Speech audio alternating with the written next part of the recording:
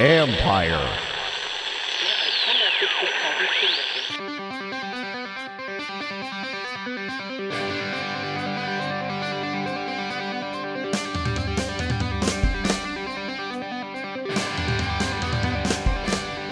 Welcome to the latest edition of All's Caps with former Capitalist defenseman Karl and I'm AP hockey writer Steve Weiner, and we are pleased to be joined by VSIN hockey analyst Andy MacNeil. Andy, thanks for joining us. Yeah, thanks for having me on, guys. Andy is from Edmonton. We're going to get to his thoughts on Capitals gambling, injury reports, obviously Karl's stupid questions. But before we started recording, Andy had a question for Karl, and I was like, let's tape this because Andy is based in Edmonton. Those of you who are watching the video can see all the jerseys behind him. But he's got a Capitals hat on, all the other stuff. But has a question or theory about Edmonton and hockey players. So I used to live downtown, as I was just mentioning to you guys, on Jasper Avenue in Edmonton, right next to the Fairmont Hotel, the McDonald Hotel, one of the most prestigious hotel, I guess, in the city. Across the street from the Westin, and pretty soon after moving downtown, it was hockey season, and I got a glimpse of kind of what NHL players have to deal with on a daily basis as far as people hounding you for autographs, and I was just wondering. Where does Edmonton rank on that scale as far as, not being able to step outside your hotel room door without getting hounded for an autograph? Yeah, Edmonton's in the top third, I'd say, of all the places. Are they all in Canada? No, they're not all in Canada. Okay. No, there's some other ones too that are up there that are pretty tough. Like when we used to play in Nassau against the Islanders, that was a tough one. We used to call it the Gauntlet because there was only one hotel. Like, oh yeah, that's that awful Marriott, that Long Island Marriott. Oh my god, hotel here, and then this big long walk, and then the rink was right here. Yeah, and there was no going around. There's no way. There's nothing. No, you couldn't do anything. So you had to. We always. There's so many jokes about this, right? Because you don't always know where these autographs are going, right? These are professional autograph seekers. So like their books are laid out perfectly. You don't know if they're keeping them for their collection or selling them. So, after a while, it's just, it almost becomes a business transaction, right? Like there's no, oh, sweet. Like, I'm so happy I got that autograph. It's just like, okay, thanks. See ya, next guy. Or they'll sometimes close the page on you if they see Ovi or Backy walking by, right? They just like take off. And so it was weird. And so we would always joke around about trying to become like, who's going to, you won't be the impossible Sikh today. So like nobody's going to be able to get an autograph from you.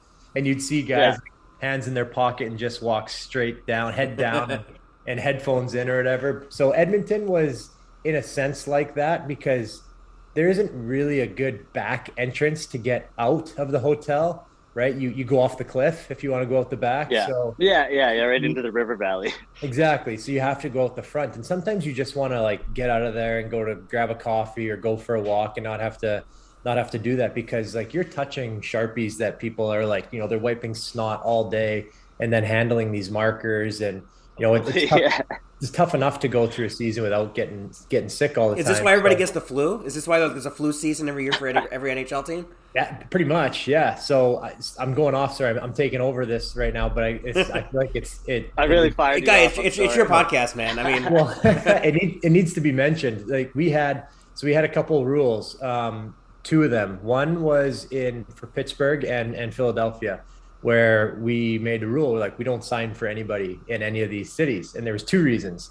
One, Pittsburgh, because we had a couple seekers that were pretty rude, and we're like, screw that. Like if they're gonna act like that, then we're just not gonna sign.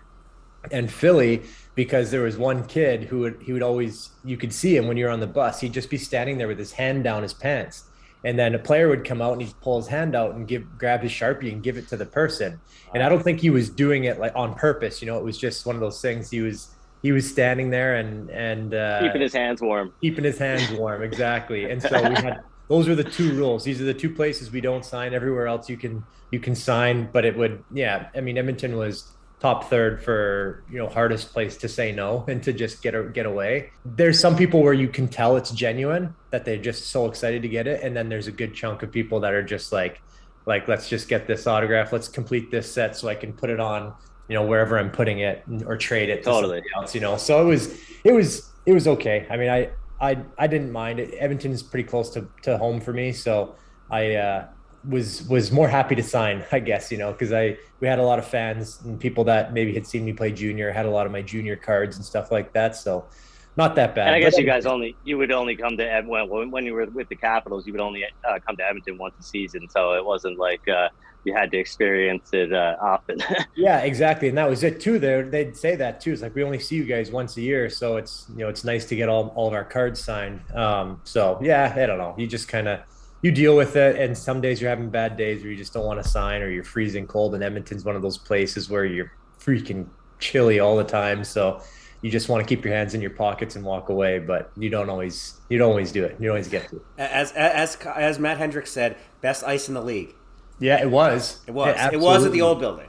Yes, it was darker. You could tell, when you're on a pond, it's that dark ice, right? And that's kind of what it was like at Rexall, and it's changed a little bit. And it's hard to get good ice around the league with how much these buildings are being used, right? There's so much turnover, so you just have to deal with it. Like, man, we used to walk into freaking Verizon Center and they'd still be taking down a Georgetown game. They'd still be taking down and the Metro runs underneath it, which doesn't help. It's so hard. It's hard for them to get good ice, but that's unfortunately one of the things we have to deal with in hockey. Like, if you're betting on a game and you see that you're going, it's a humid day in Carolina, the ice is going to be terrible. No one's going to be able to pass the puck. Bet the under. Bet the under.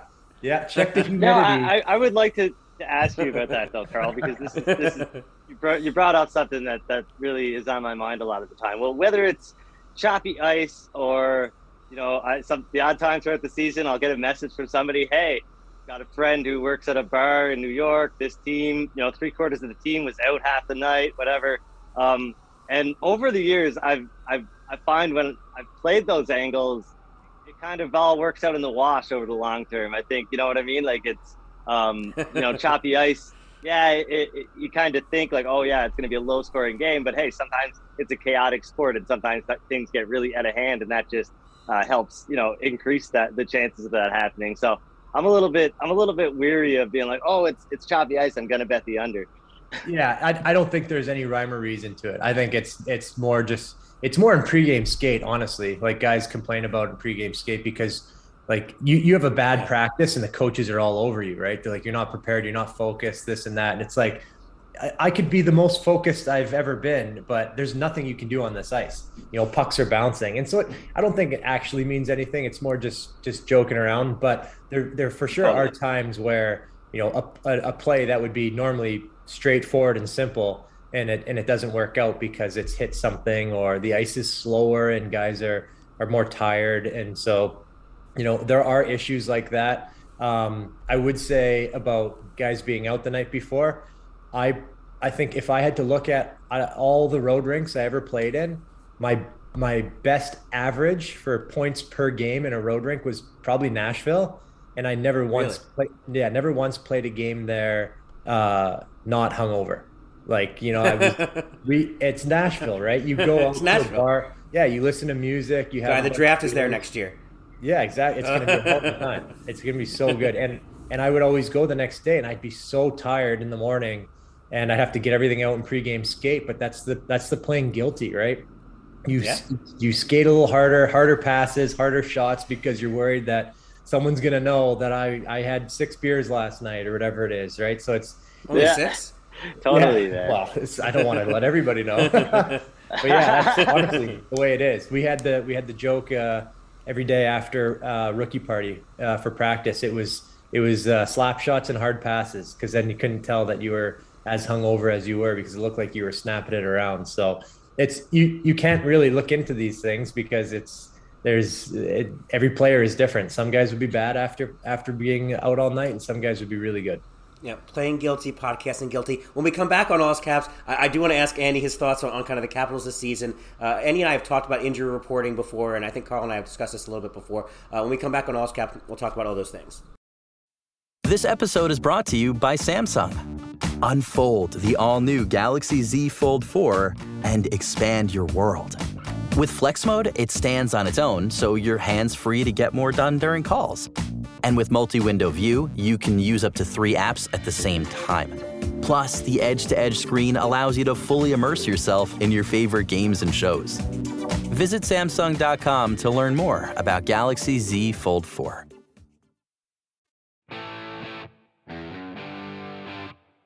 Welcome back to All's Caps with former Capitals defender Karl Alzner. I'm AP Captain Steve Wino with VSIN and former autograph seeker and not current autograph seeker Andy MacNeil joining us here on All's Caps.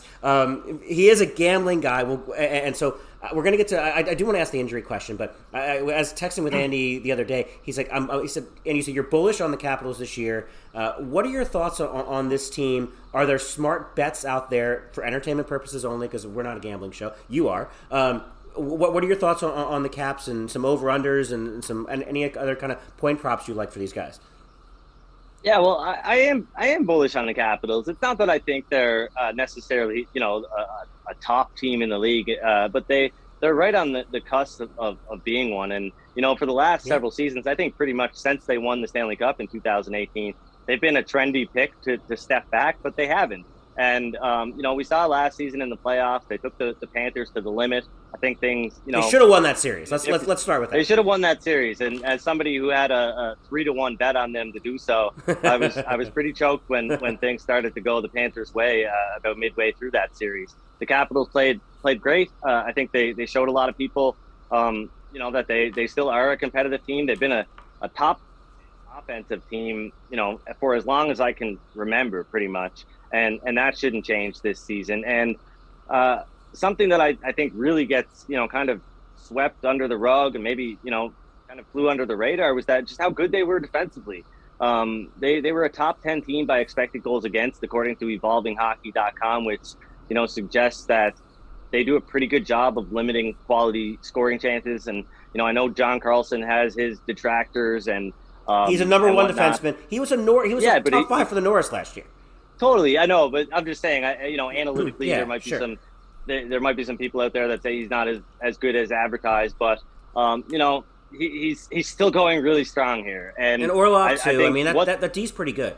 And what the team did over the summer. Obviously, there's concerns here with obviously the overall health of the team, the age of some of the players like Oshie and whatnot, and his durability. You guys would probably be able to speak more on that than me, but I think you look at what they did over the offseason. They brought in Dylan Strome, Connor Brown, who should really fit in nicely into this offense. And they're just a solid team overall. And Darcy Kemper is probably the most underrated starting goaltender in the league right now, I think, after the playoff performance, which wasn't great. I mean, he deserves a ton of credit because obviously he battled back from the second really concerning eye injury that he's suffered in his career.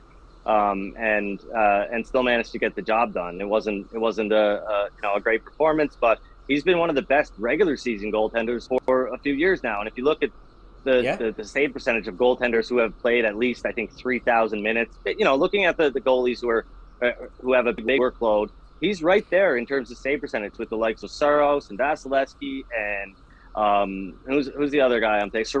Ilya Sorokin.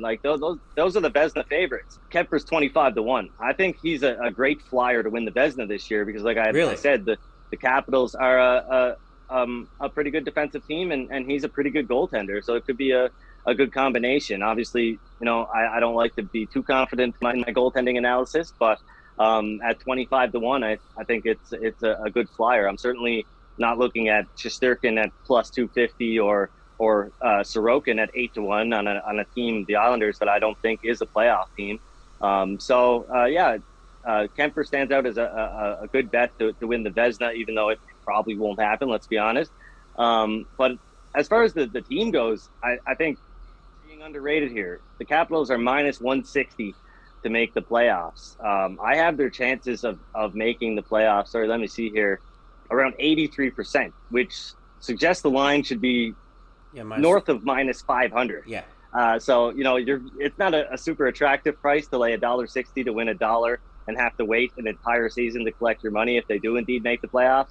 But I think the 94.5 or 95.5 point total that the Capitals have been saddled with is pretty low. I've got them as a 100-point team. I have them as the second best team in the Metropolitan Division.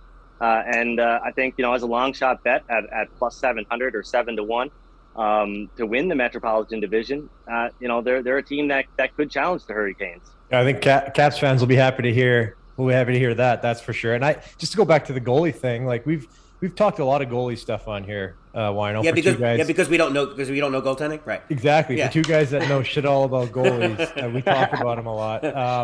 But I mean, it does go to like the fact that the mental side of the game is so important. If you have a goalie back there that is let's face it, a better goalie than what we've had in the last couple of years here. It's since Braden, probably. Since Holtz is you might not have those little worries in the back of your mind that something's going to go in and here we go again. This is just what we do. We let in these goals, and you have someone that's going to come in and play that way in front of a team like you said, Andy, is already a pretty good defensive team, and kind of has that the coaching staff that wants them to play that way, or at least have that in their arsenal. I think you're right. It could end up being maybe a little bit more of a stingy Caps team than I guess than they're known for. I think everyone kind of thinks Caps and thinks offense, but I think the ability to be stingy is good, which means that they should be in more games, and then with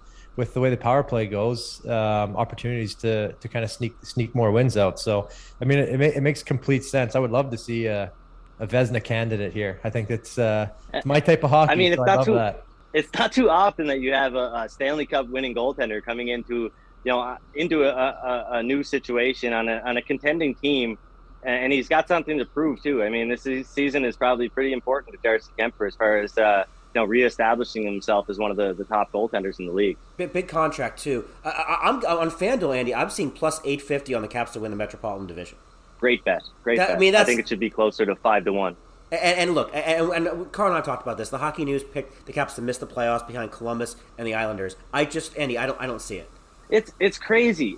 Let me preface this. You get me fired up here because everybody treats this they treat it like a yes or no question, and I don't expect everybody to go out and simulate the season like I do and come up with 57.4% or whatever. But it's not a yes or no question. The Ottawa Senators, they're the team that's been hyped up all summer long here in Canada, and you hear a lot on a lot of the sports networks. They're talking about the Senators as a team that's going to make the playoffs. I look at a team like Ottawa and I think, they'll make the playoffs 1 out of every 5 times, not they'll make the playoffs. Right. And, so you have to look at it like a range of outcomes. And even without doing that, go down the list. Are the Islanders better than any of the teams that made the playoffs last year? Are the Blue Jackets better than any of? No, they're not. So they're going to make the playoffs over any of these teams. It's illogical because, I mean, you can say they're in a better position to make the playoffs this year. They got a better chance to make the playoffs this year. Maybe the gap between them, if you want to go that route. But to say that they're going to make the playoffs over the Capitals or the Bruins, it's egregious. Let's just say.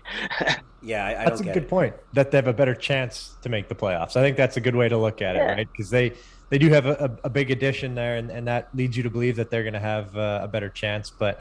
But yeah, overall, I don't see how that ranking came out, and they thought that was going to be smart. I still don't get it. So I interviewed Andy for a story, I want to say maybe 2 years ago, about kind of when gambling started coming into hockey seriously, and the Supreme Court and all that. About everyone keeps complaining that there's no injury reporting in hockey, and this is the question the players get all the time, and Gary Bettman and Bill Daley get all the time. And honestly, the answer from the league keeps being, no, we don't want to do this. Karl, you know this as a player, when guys are nursing injuries in the playoffs, that you don't want to know, you don't want other teams to know what you're dealing with. We saw that with Draisaitl in Edmonton in the playoffs last year. Everyone knew the ankle was wonky. And Andy's opinion on injury reporting as a bettor fascinated the hell out of me, and I want you to share it now, because I asked you about this, and it wasn't the answer I expected.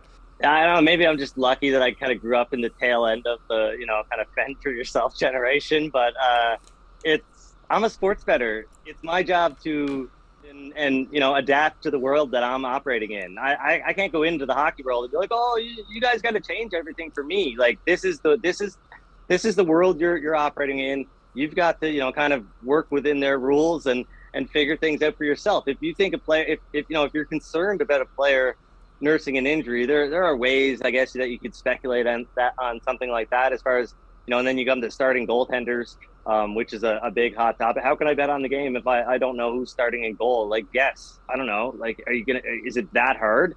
How hard would it have been to guess how many games UC Saros is going to start next year, or Connor Hellebuck, or so on and so forth. Or it's a back-to-back, and the starters start in the first half. Like, you're probably going to get Charlie. Like, if Kemper starting the front half of a back-to-back, you're probably going to get Charlie Lindgren the next night, most likely.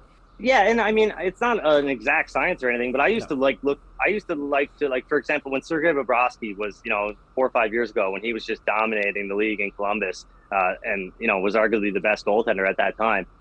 It was him and Korpisalo, I believe, were the tandem. And I used to sit there like a hawk, just kind of, looking for any indication that Bobrovsky was going to start or Korpisalo was going to start, because it was almost a total opposite, right? I would be betting on Columbus if Bobrovsky was in goal, and I'd be betting against them if Korpisalo was in goal. And the thing that, I kind of did was I would go back and look, like, okay, these back-to-back situations, how does John Tortorella typically play this? Well, he almost always plays the backup goaltender in the first game, right? Like, so then you would just kind of go with that, right? Not every coach plays things the same way every time out, but you can go back and look at things in recent history and to get an idea of how does this coach typically play things, right? Nashville was a tough team to figure out last year. John Hines didn't really, he just trotted UC Saros out there pretty much every night, and he didn't, even when it seemed like this is probably a good time to give him some rest, he still didn't go with David Rittich, right? Sorry, the other guy.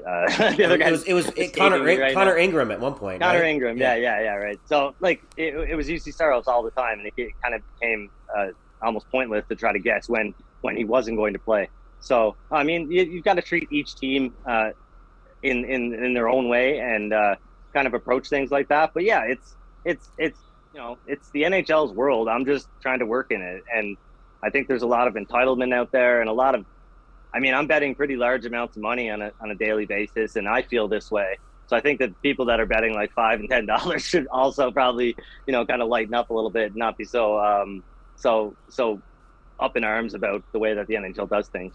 Yeah, I think, too, it's like all the injuries are relative. Like my a hand injury for me might be different than a hand injury for an Alex Ovechkin.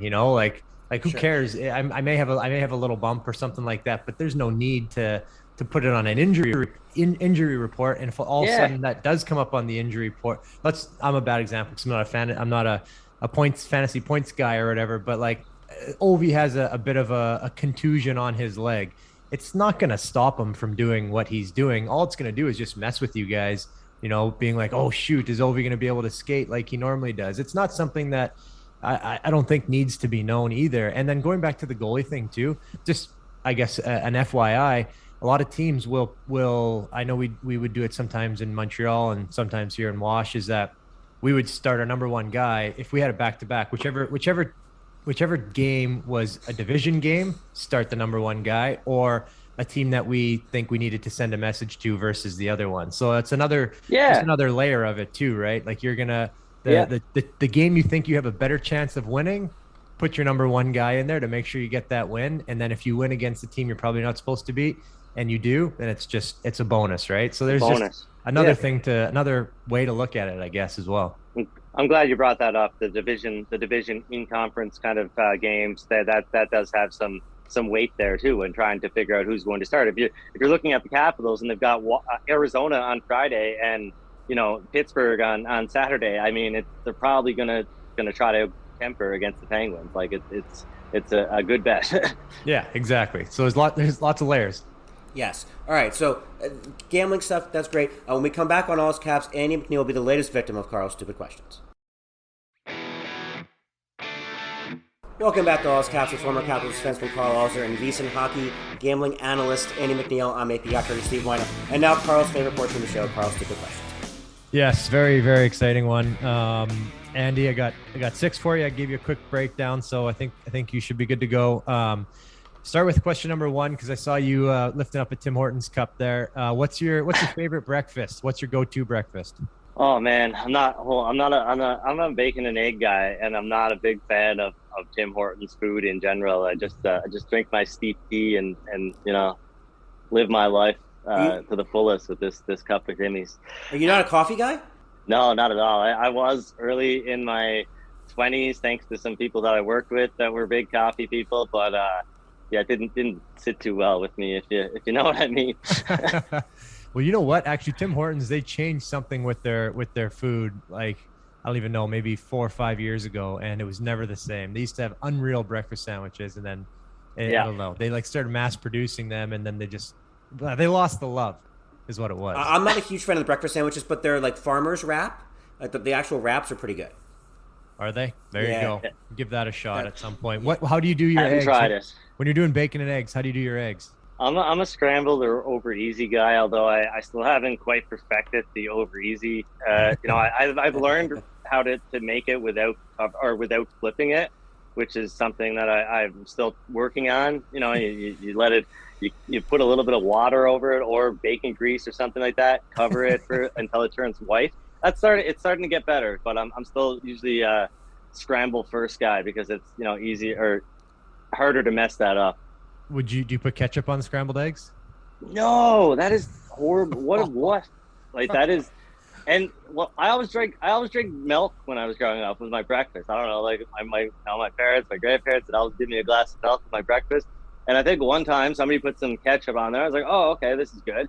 And I put a little bit on my eggs, not bad. And then I drank some milk, and it was like the worst combination ever, ketchup and milk. So I that ruined it for me. That's what I think of now. I'm not advocating for ketchup and milk, but ketchup and eggs. I'm not a ketchup and eggs guy either. No.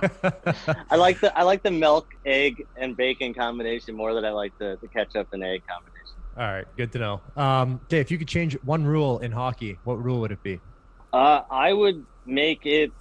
It's tough to choose just one. I'm not like I'm not too much of an extremist here when it comes to rule changes, but I think I would make it so that without having the puck, like let's say Ovi and Backstrom are on the rush, and Ovechkin has the puck, and Backstrom passes the blue line first. That would be offside, right? If the player without the puck could pass the blue line, except the only rule would be that the player with the puck can't pass it until he passes the blue line as well. So that would kind of stop the cherry picking, you know what I mean? Like you couldn't just throw the puck up the ice to the guy in the offensive zone, but it would all this, you know, oh, this guy's skate was a quarter of an inch over the, you know, all that stuff, the reviews and whatnot. It would kind of eliminate that. So that's my solution for offside. It's still, you know, there's still a hybrid offside, but you're allowed to pass over the blue line without the puck. You just can't receive a pass. Actually, it's actually a really interesting rule. Thinking about how that would play out. Yeah. Not bad. Okay, I'll have to think about that more. Okay, number 3, best uniform in sports. Doesn't have to be hockey. Well, I'm gonna stick in hockey. I don't know. It's always changing for me. I grew up a Bruins fan. I'll go with the Spoke B. Oh, there you go. It's a good one. It's a good one. It's a pretty good one, yeah. But it's a Bruin. Oh, tough. Okay, other than hockey, what's your favorite Olympic sport? Man, does it have to be Winter Olympics? No, it could be any Olympic. Yeah, I mean, it is a tough one. I'm not an Olympics. I'm not an Olympics guy. Is that bad? Is that bad? They're the best time of the year. That's so fun.